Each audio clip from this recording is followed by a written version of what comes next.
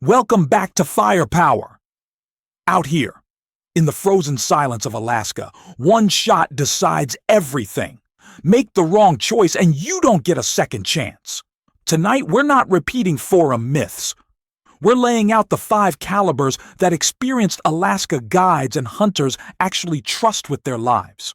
We'll score each cartridge on stopping power, penetration, practical range, and field logistics.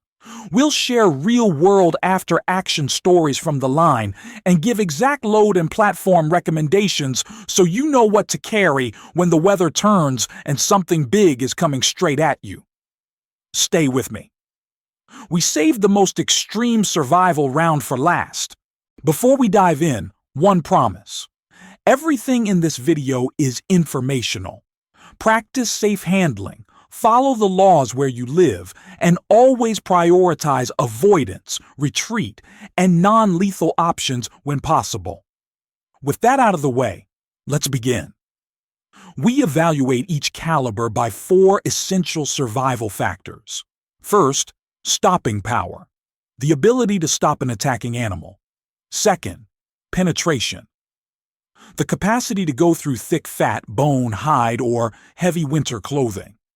Third, practical range, the effective distance in Alaska's open tundra or dense brush. Fourth, field logistics, ammo weight, how many rounds you can reasonably carry, and the cartridge's availability in the field. For each round, we'll give scores and tell a short real-world story that explains why guides rely on it. Picture this. You and a partner are making ground across a snow-filled valley at dawn. 2 tracks run through the white. Suddenly you hear it, a low rumble. A brown bear appears about 30 meters out, head down, starting to charge. You have one moment to act. Your rifle, your load, and your composure decide whether you live to tell the story. That intensity is the point of this discussion. We start at number 5 and work up to the biggest survival options. Number 5, point 3. 0-06 Springfield. The do-everything workhorse. The 30-06 is a legend. Born for battle, adopted by sportsmen, it's a go-to in Alaska because of sheer versatility. You can load 150 to 180 grain bullets for whitetail and caribou, or 200 to 220 grain bonded projectiles for moose and bear. Scores. Stopping power 8 out of 10, penetration 8 out of 10, practical range 7 out of 10, logistics 9 out of 10. Ammo is common, affordable, and available at most stores. A real example. A southern Alaska guide reported a clean kill on a moose at 220 yards using a 180 grain bonded round, the bullet passing through shoulder into the chest cavity. The shooter handled the recoil easily, and follow-up shots were manageable. If you can only choose one caliber to cover many scenarios, the 30-006 is often the safe, sensible choice.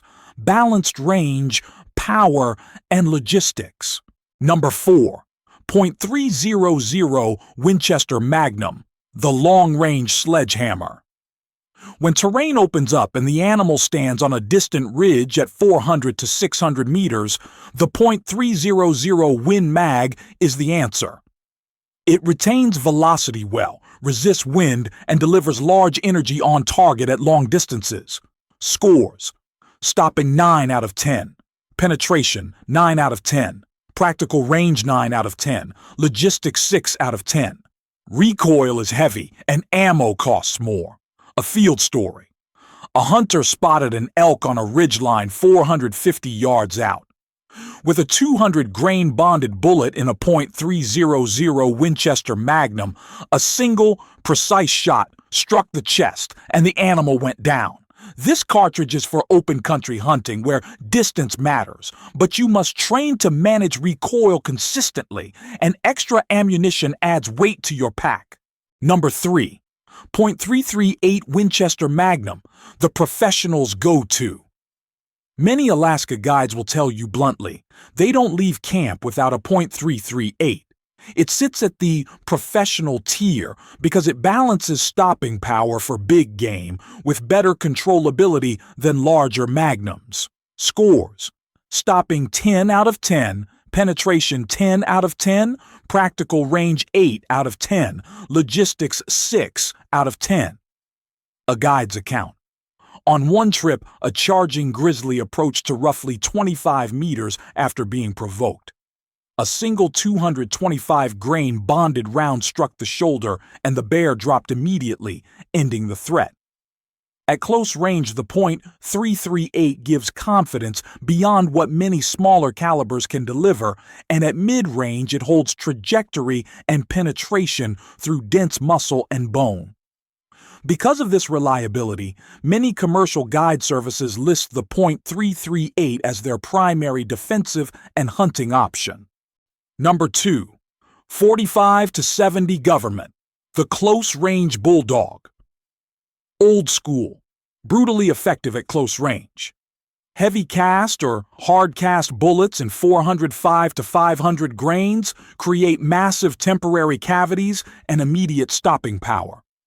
Scores: stopping 10 out of 10 at close quarters, penetration 7 out of 10, load dependent, practical range 4 out of 10, logistics 7 out of 10. Field example: a camp worker described a near miss when a black bear blocked a narrow trail. At 15 meters, he fired a single 405 grain hardcast 45-70 into the chest and the bear went down. The 45-70 excels in tight spaces where you don't have time or angle for multiple range shots. Downsides include heavy recoil, heavy ammunition, and limited effective range. It's not a universal choice, but in brush and close ambush scenarios, it's devastating. And now, the top of the list. The round most veteran guides consider the last resort lifesaver. Number 1. .375 Holland & Holland Magnum, the ultimate survival round. The .375 H&H was designed for dangerous game worldwide, and in Alaska it fulfills that role. Deep penetration, reliable expansion, and optimal stopping power across scenarios. Scores: stopping 10 out of 10, penetration 10 out of 10, practical range 8 out of 10, logistics 5 out of 10. A seasoned guide recounted an incident where a 700-plus-pound brown bear charged after being startled. Earlier rounds by others failed to immediately stop the animal. The guide put a 300-grain solid .375 into the shoulder, and the bear went down. The .375 is not a miracle. Shot placement is crucial. But when things go terribly wrong, the .375 H&H dramatically increases the odds of survival, combining penetration and momentum you need against huge predators and massive moose. After those 5 rounds, the picture is clear. .30-06 is versatile. .300 Win, mag gives long-range punch. .338 offers professional-grade stopping power, 45 to 70 dominates close quarters, and .375 H&H is the ultimate last-resort caliber. But ammunition and rifles alone don't save you. Skill, preparation, and tactics decide outcomes. Here's the technical proof in brief. In our gel and bone simulations, bonded bullets, .30 or 6, 300, 338, preserved weight and passed through thick bone more reliably. The 45-70 with hard-cast loads destroyed soft tissue rapidly, but sometimes failed to penetrate deeply through heavy bone. The .375 H&H, both in solid and bonded forms, showed consistent deep penetration and large wound channels. The conclusion: for hunting and survival in Alaska, bonded or solid projectiles are essential. Fragmenting bullets reduce penetration when there are multiple layers of fat and bone. Now, logistics and gear. If you must pack 2 calibers for a multi-day Alaska trip, a practical configuration is 1 box of 8 to 12 rounds of .338 Win Mag, 225 grain bonded as primary, plus 6 to 8 rounds of 45-7405 grain hardcast, or a handful of 375 H&H for the ultimate contingency. Bring moisture-proof ammo carriers and insulated cases, sub-zero temperatures, and moisture affect primers and oils, so plan accordingly. More important than cartridges are survival protocols. If you encounter a bear at 100 meters, don't run. Back away slowly, make noise, and use bear spray fur. Only fire when you're being charged or when retreat is impossible. After a shot, approach only when it's safe and be prepared to deliver immediate follow-ups. A single bullet is not always definitive with large bears and moose. Always have a plan for extraction and emergency comms. Training matters. Practice recoil management, shooting from unstable positions, and firing through heavy clothing to simulate real conditions. A hunter who lacks training can carry any caliber but still fail when it counts. 2 hard rules before we close. First, prevent encounters through proper food handling, campsite hygiene, and awareness. Second, choose a caliber you can practice with regularly. Don't buy a heavy magnum you can't shoot accurately.